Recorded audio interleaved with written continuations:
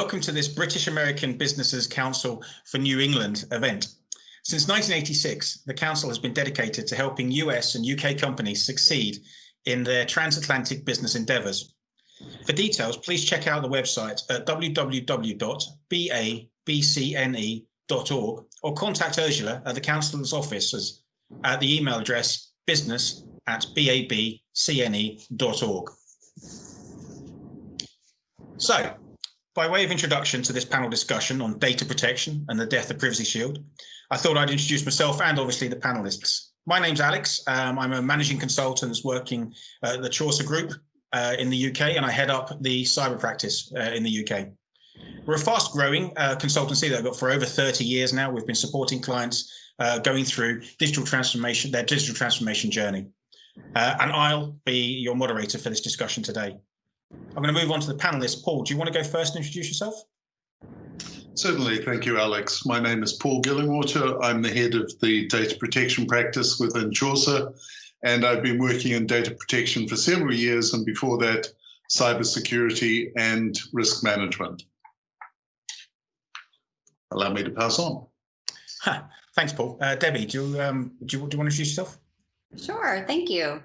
My name is Debbie Zoller. I'm a partner and co-owner at Shellman & Company. Shellman & Company is a CPA firm that focuses on security and privacy assessments and certifications.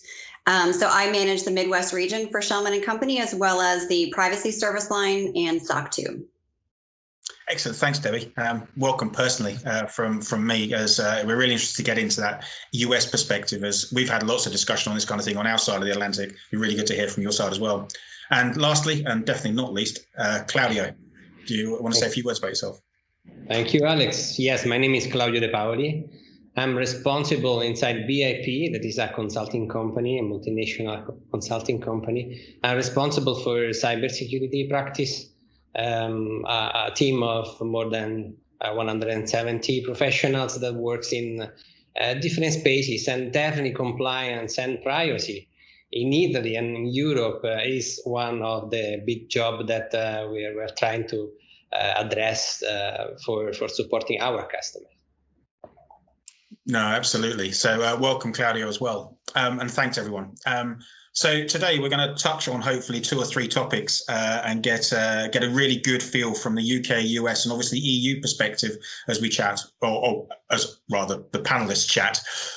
If you do have any questions, please feel free to put them into the chat room, and hopefully we'll have a little bit of time at the end of the show to go through some of those. As a way of setting the scene, perhaps, Paul, you can explain a little bit from your knowledge and perspective on the impact of the recent Schrems II decision in July on transatlantic business. Thank you, Alex. Yes, certainly the Schrems II decision has generated a lot of controversy, but it's something which has been also a long time coming. It was back in 2015 or 2016 that the Privacy Shield was first established, and there were doubts raised at that level. It was the replacement to the so-called safe harbor arrangement which preceded it, and it was an attempt to provide reassurance to European businesses, including the UK businesses, that American companies were safeguarding data appropriately. So the whole point of the Privacy Shield is that it was set up by the US Department of Commerce to protect the rights of Europeans when their data is transferred to the United States. And basically the arrangement requires American companies to annually self-certify that they meet the requirements of the Privacy Shield and to display a privacy policy on their website. The Privacy Shield restricted access to European data that's being held by US companies and forced, in theory, those companies to be more transparent in the way they are dealing with that data. Now, there were several problems with that from the beginning, and this was highlighted by an Austrian privacy campaigner by the name of Max Schrems, who 2 years ago, or actually more than 2 years ago, back in 2018 in May, when the GDPR first went into effect, he was one of the first to lodge a lawsuit and complaint through the Irish Data Protection Agency regarding the efficacy of Privacy Shield in regard to the disclosures about, or allegations from Edward Snowden about mass surveillance that were taking place supposedly by the FBI and the National Security Agency. So based on these allegations of mass surveillance, there were certain weaknesses that were thought to exist in terms of the protections. And so basically you got a dynamic tension between, on one side, the desire of American intelligence agencies to keep their citizens safe, and on the other, the great desire for European regulators and European governments to protect the rights of their citizens. That's where the tension came from. So that's a little bit about Privacy Shield. I don't want to take up all the time. Let me hand over to Debbie. Great, thank you, Paul. You know, this is an interesting world that we live in today with lots going on this year in 2020. Everybody will probably be happy when this year is over. But I will say that, you know, this Privacy Shield invalidation is really having a huge impact on organizations and their privacy programs. You know, really for a while, organizations in the US have been struggling with different privacy laws, not only in the US, across the states, but also abroad across many different countries, adopting their own privacy regulation. So it's really a challenge for multinational organizations to comply with so many different privacy laws within their jurisdiction. And while you mentioned, Paul, there was news that the Privacy Shield, you know, might be invalidated, it's really still come as a surprise without really any approved mechanism in its place. So now organizations that relied on Privacy Shield are kind of scrambling to obtain the next best transfer mechanism ahead of any guidance or really solid alternatives to avoid penalties. And you know what, we're in a digital society right now, especially more recently with COVID-19, and you know, worldwide data transfer is a must. And so information is really coming out daily on this topic. There's really not a real solution that's yet available, but the EDPB has stated most recently that they've developed a task force to provide guidance from the EU, in addition to revamping the standard contractual clauses, hopefully by the end of this year, and working on a new data transfer mechanism. So companies in the US are really paying close attention to this news, while still ensuring compliance with the framework that's no longer valid in the EU and the Switzerland, for example, but is still being enforced by the FTC. So that's kind of the starting point for US organizations. Claudio, what are your thoughts from the EU? Yeah, first of all, thank you to you and to Paul to describe the complexity of this decision. I mean, it's a matter of fact that the European companies now need to find out, let's say, a new way to manage this transfer of data.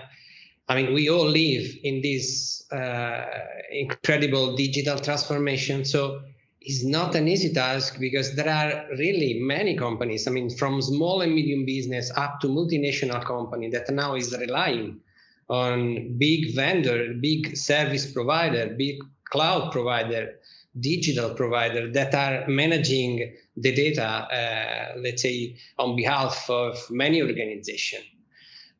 What I would like to underline is that, I mean, we are assisting many customers in Italy and in Europe in this kind of compliance journey against GDPR.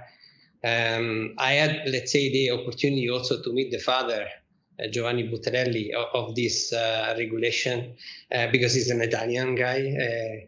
And I think one of the key principles of this regulation is it's really a matter of risk management. I mean, many organizations need to now face how to struggle, how to manage the risk of managing personal data on behalf of the citizen, and look carefully of all the choices, including the one that, let's say, seems to be pre-approved, like the Privacy Shield. No one probably did, let's say, any thoughts about this kind of, let's say, impact that now we have with this decision.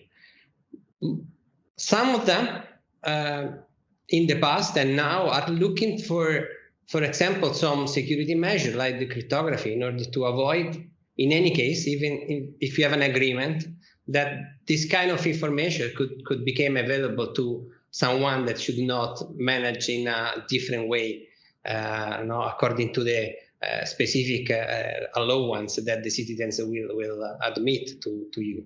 So my only thought is that this privacy journey is really complex and require, let's say, a risk approach that is probably, let's say, the new things that many companies need to look very carefully in this program.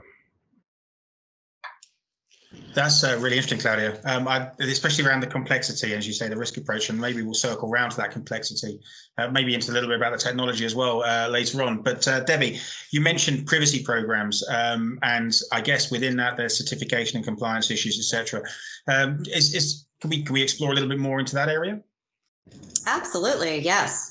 This really is having a big impact on organizations' compliance and certification, and really managing these complexities while maintaining compliance. As Claudio noted, it's really based on risk, right? And each organization is really going to have their own unique challenge. I mean, even the EDPB said there's really no silver bullet, right? There's no standard for all. So we're currently in the middle of several different assessments, certifications with our clients, and we're having discussions about, what can we do next, especially for those organizations that are currently relying on Privacy Shield, or even if they're relying on standard contractual clauses. We're talking about reviewing those contracts to determine if they're sufficient enough, which obviously is a very complex topic since we're not sure, the future of standard contractual clauses either. Most listening to this podcast are probably familiar with GDPR, but there are a few other privacy assessments that we're working with clients, including the ISO 27701, and then, of course, the APEC privacy certification. For those that aren't really familiar with the ISO 27701, it's actually a one-year-old privacy standard that's an extension of 27001. And it requires a privacy management system in addition to controls focused on the processing of personal information from a controller and a processor standpoint. So it's really a great worldwide certification on privacy because it is very flexible to the jurisdictions that are applicable to an organization. So rather than having specific requirements within the standard, they're very flexible to the jurisdiction. And then the APEC privacy framework was developed by the Asia Pacific region that includes the 21 countries that touch the Pacific, including North America and Latin America. This framework aligns with the OECD guidelines and international privacy standards. It includes privacy requirements, data transfer, and accountability for both controllers and processors. Currently, there are 9 participating economies, which means that these countries' regulators have mapped their privacy laws to the framework. And so they back the certification relating to their privacy laws for that more harmonized approach across the borders. So this certification is great because it includes both privacy principles as well as a data transfer mechanism. So really within these 2 privacy certifications, there are requirements for transfer. So data transfer, of course, is big in all of these, similar to the GDPR. And it requires things like recording of transfers, requirements for any data transfers to be legally binding. And that includes, ensuring the same set of privacy principles that are enforced by the data exporter.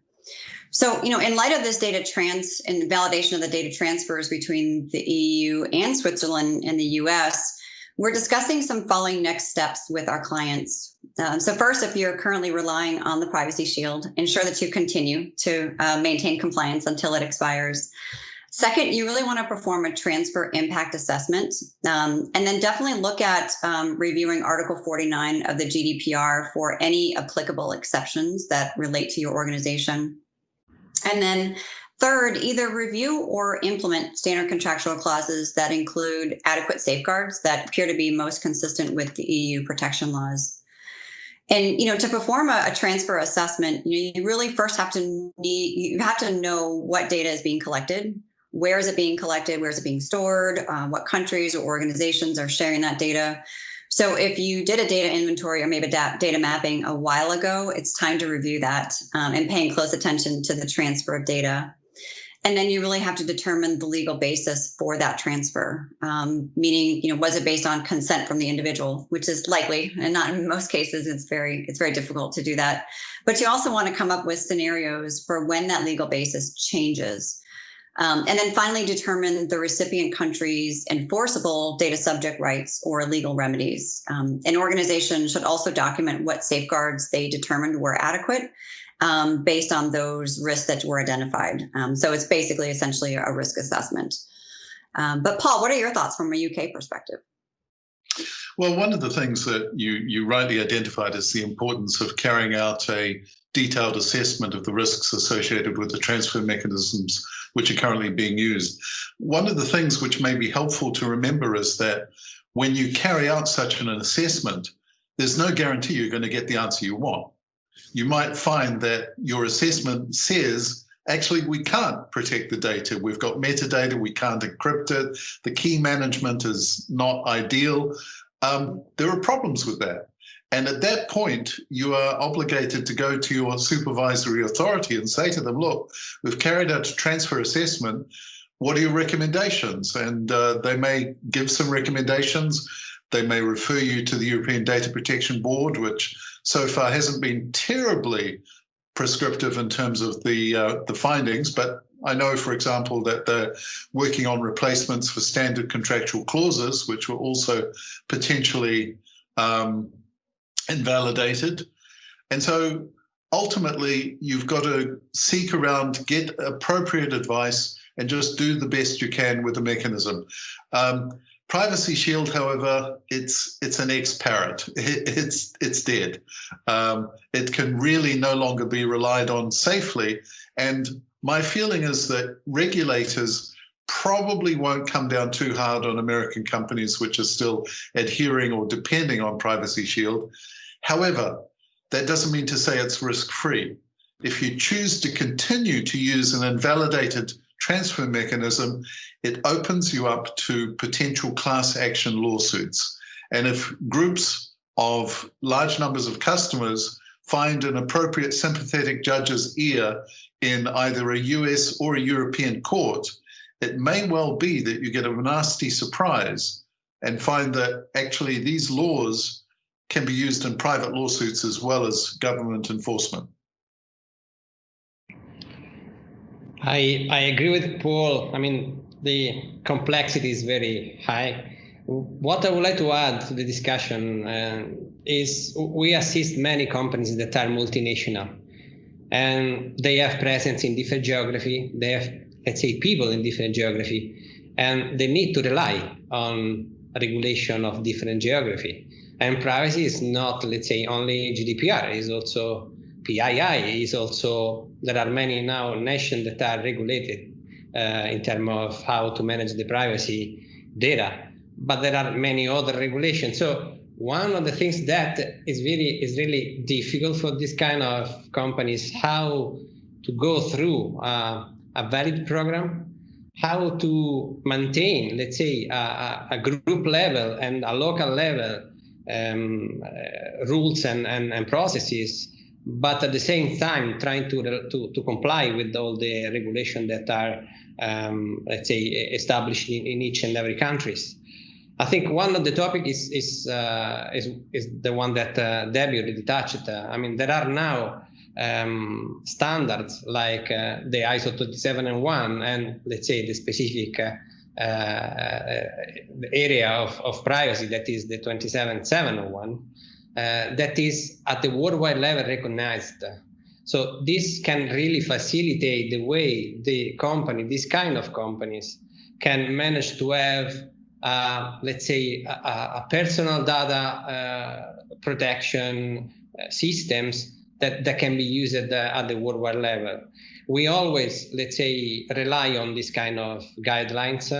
As an organization, we develop a specific control framework that is based on ISO 27701, but also in ISA guidelines, also the CNIL, that is the privacy authority from France, and a specific Italian company that is already providing a schema that is, as you probably know, there's no schema already authorized for certification in GDPR, but they are waiting for any green light to certify their schema. So I think it's not an easy task for, let's say, organizations that are multinational today to understand how to manage not only the issue of GDPR itself, but how to comply with the, let's say, rights and freedom of all the citizens they need to serve. In a way is compliant with all the regulation that they have. So just to add, let's say, another point of view on this complex matter. That's really interesting, Claudio. It's three very different aspects there, and in that brief discussion on privacy programs, we had really solid practical advice, and also the advice of Monty Python, which is superb.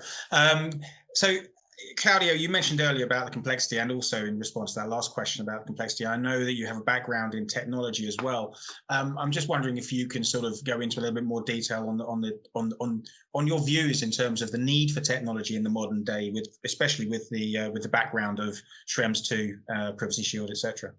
Yes, we spend a lot of time in supporting customer, and we are still spending time in protecting, let's say, their business first, but also personal data as a consequence of this kind of compliance regulation.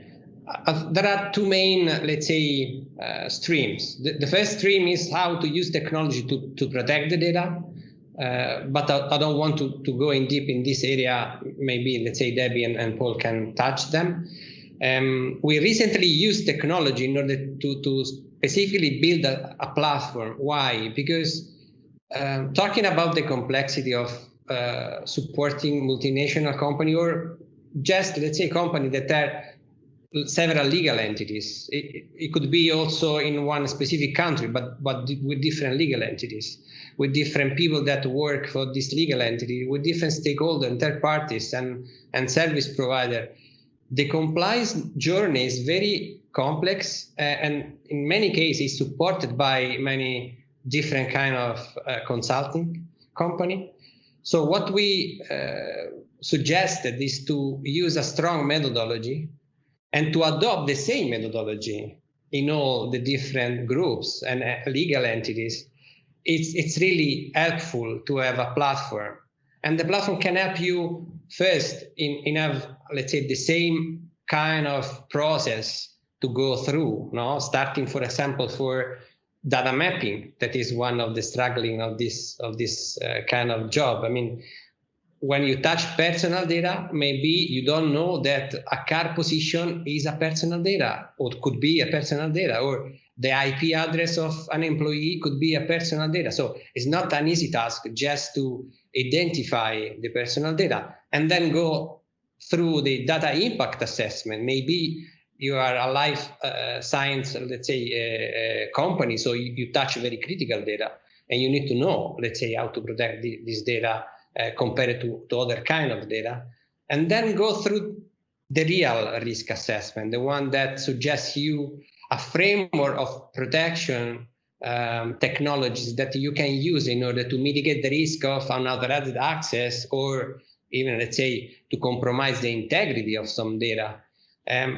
All these kind of tasks can be managed by a platform, and you can track all the stakeholders that work on this program, because another important principle of GDPR is accountability. So you need to have people that take their responsibility in deciding things through this program. So it could be a processor, but it could be just, let's say, a person inside your organization who is delegated to do such a job.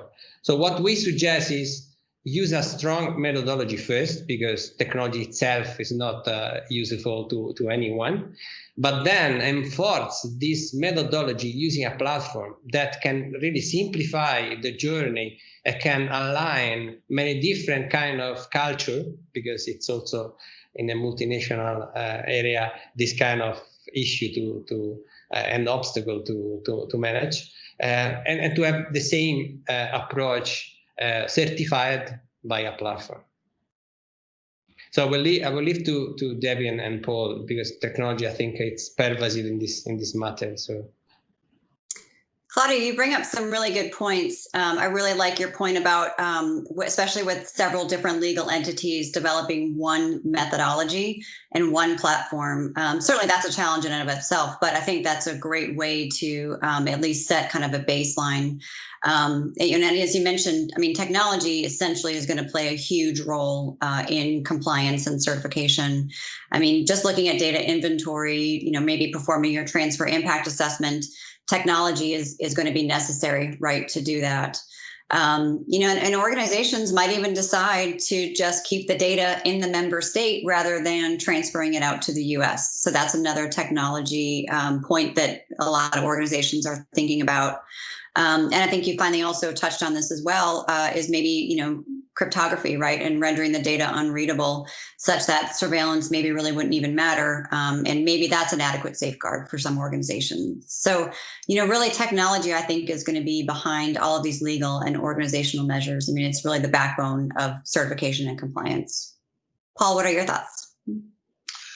Yes, I'm a little bit skeptical about the ability of cryptography to protect data, given that if you turn up at the home of the person who holds the keys with a baseball bat, you'll usually get the keys pretty quickly.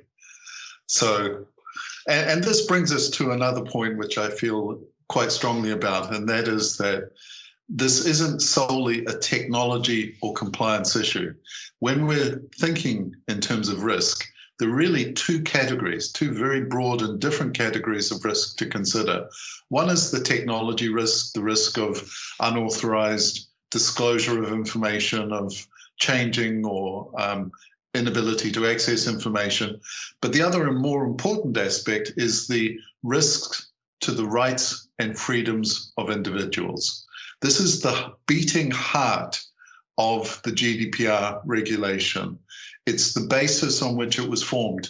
And that's why the European Court of Justice found, as it did, that both the Privacy Shield and indeed the standard contractual clauses may not be adequate to protect those individual rights against any government, it just happens to be that the US is the largest target, but let's not be fooled. All governments with the capability are engaging in any sort of surveillance they can.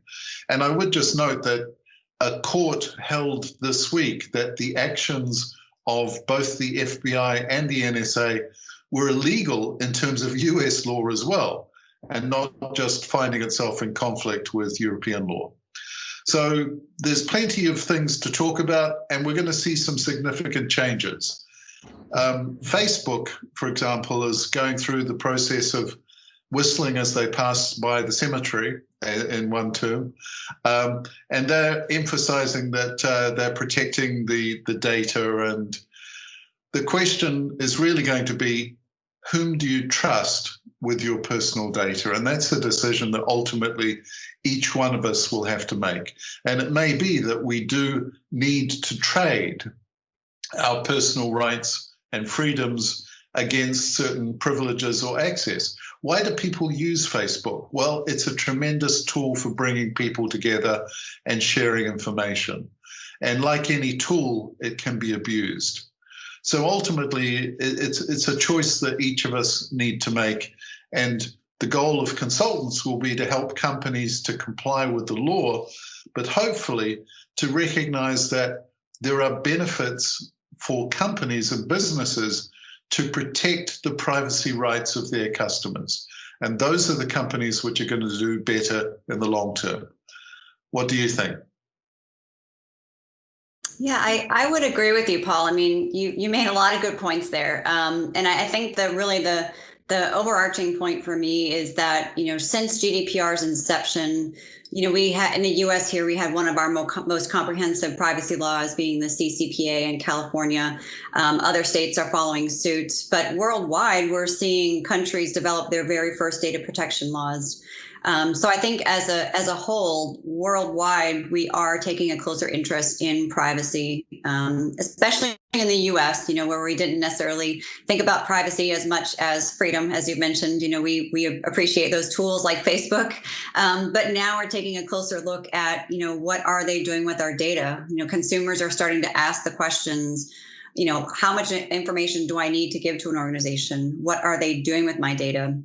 And who are they then selling it to? Who am I going to have phone calls from down the road that I didn't want or didn't consent to? So I think now it's really interesting. While it makes it a very complex privacy world, it's really created awareness worldwide, and we're starting to ask those questions because of it. And I think those are great questions that we should be asking.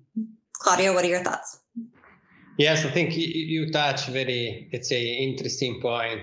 I mean, the good things of this matter is that we are discussing something different from the past. I mean, if I'm talk to many customers now, let's say they bring another point of view on how to manage the data in a way it could really, let's say, protect the rights and freedom. That is another, let's say, point of view that no one before did, let's say, manage.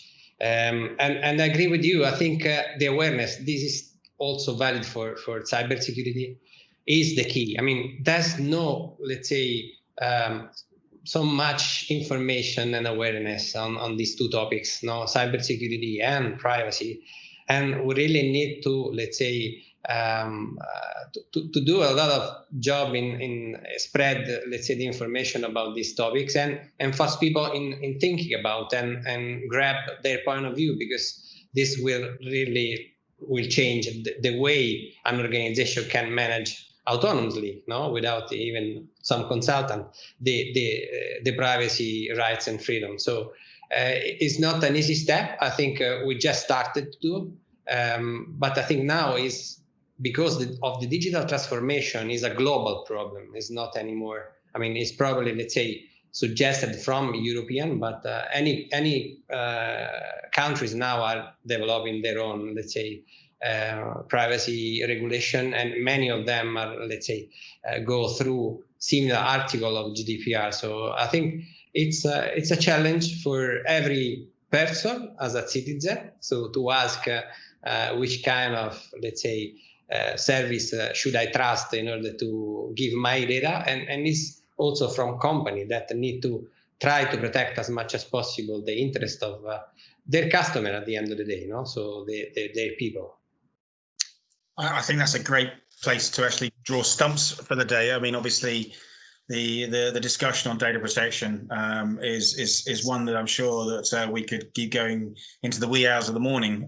But I really like the finishing point where the data protection is not just about being a legal requirement. It's a business enabler, and it's becoming more and more a decision-making factor for the consumer, for the customer. So actually, Privacy Shield or otherwise, data protection itself should be regarded as a business enabler. So I think this is the right time to draw a line on today's discussion. It's pretty clear to me that there's opportunity for further talk, and obviously for our listeners and watchers.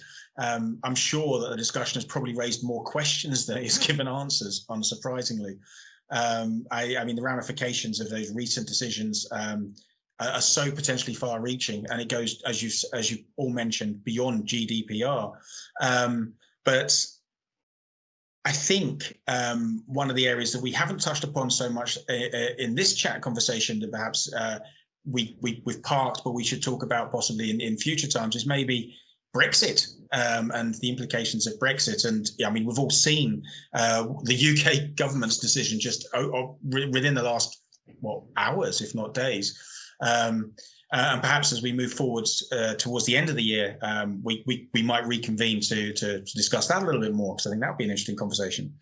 But in the meantime, so anyone that's watching this podcast, please feel free to get in touch with us if you'd like to explore any of these topics further, or even the wider data protection and cybersecurity. Our contact details will come up after the show, and we'll be on the website as well. And we're looking forward to hearing from you. But for now, we've got a few minutes for questions, and so I'm just going to see if we've got any.